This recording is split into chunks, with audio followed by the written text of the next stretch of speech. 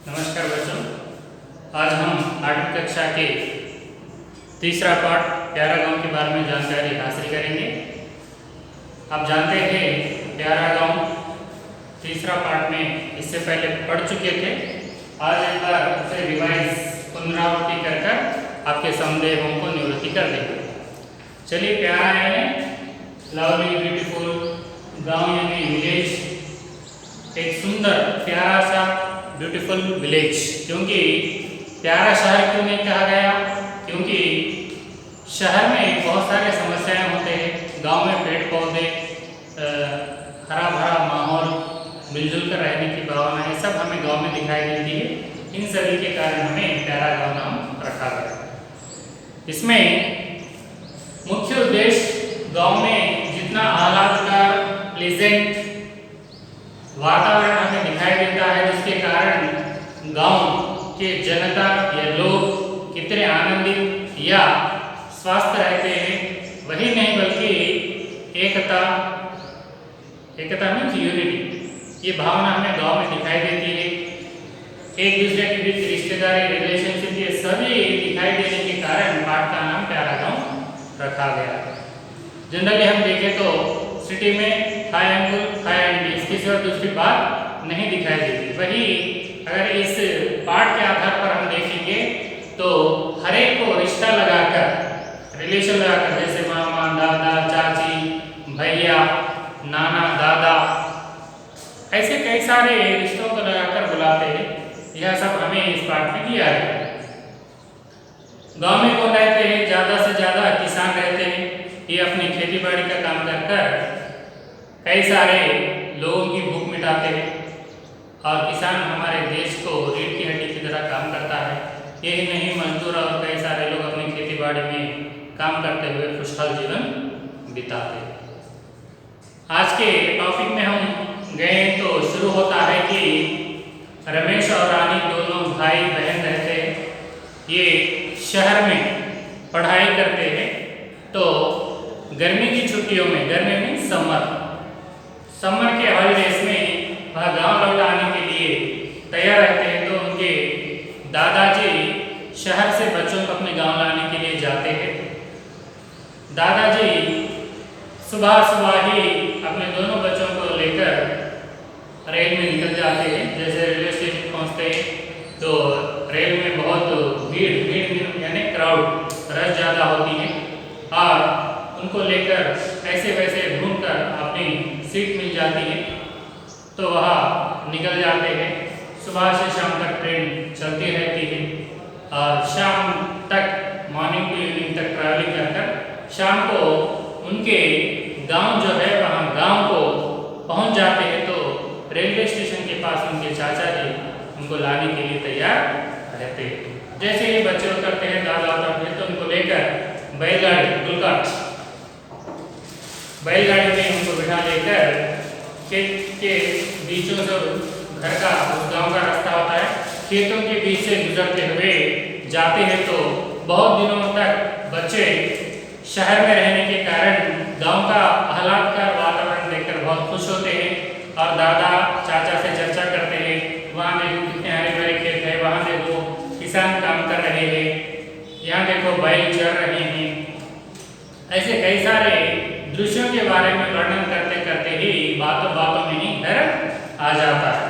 बातों बातों में कैसे आता है? इसका अर्थ यह है कि जैसे भी जो भी काम में हमें व्यस्त मीन्स बिजी रहते हैं तो काम आसान से सर जाता है। इसलिए इधर उधर देखते, इनके बारे में चर्चा करते करते ही कुछ ही देर में घर आ जाता है, घर पहुंच जाते हैं। जैसे ही घर पहुंचते ही दादी अम्मा बहुत खुशी से उनको लेकर गोद लेती है। क्योंकि बहुत दिनों के बाद वह शहर में रहकर अपनी पढ़ाई कर आए थे। आप भी जानते हैं अपने पास रहने वालों से दूर रहने वालों पर प्यार ज़्यादा होता है।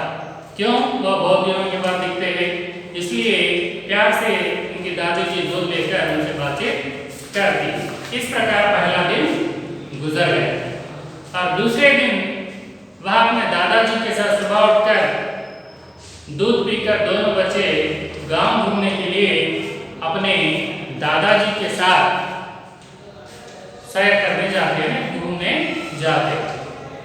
तो जैसे ही जाते हैं तो कुछ दूर जाने के बाद बातचीत कर रहे हैं, तो पहले लोहार का काम करने वाले को लोहे के काम करने वाले को लोहार कहते हैं। लोहार को अंग्रेजी में कहते हैं ब्लैक स्मिथ। जैसे ही जाते हैं तो वहां पर लोहार दिखाई देता है।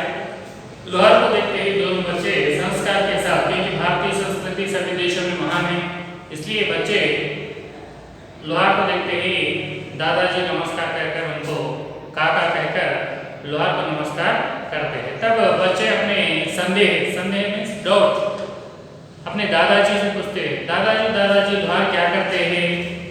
तब दादाजी उत्तर देते हैं कि बेटा, लोहे के काम करने वाले को लोहार कहते हैं। ये लोहे से कई सारे वस्तुएं बनाते, वस्तु में चीज थिंग्स बनाते हैं, जैसे कुल्हाड़ी हो, फावड़ा हो, कई सारे किसान से संबंधित वस्तुएं ये बनाते हैं। हथौड़ा मीन्स हैमर, कई सारे लोहे से संबंधित चीजें बनाने वाले को लोहार कहते हैं। बेटा, ये है हमारे लोहार कहकर कौन बताते हैं? दादाजी अपने बच्चों को बताते हैं। उसके बाद आगे बढ़ते हैं तो कुछ दूर जाने के बाद उनको कौन दिखाई देता है?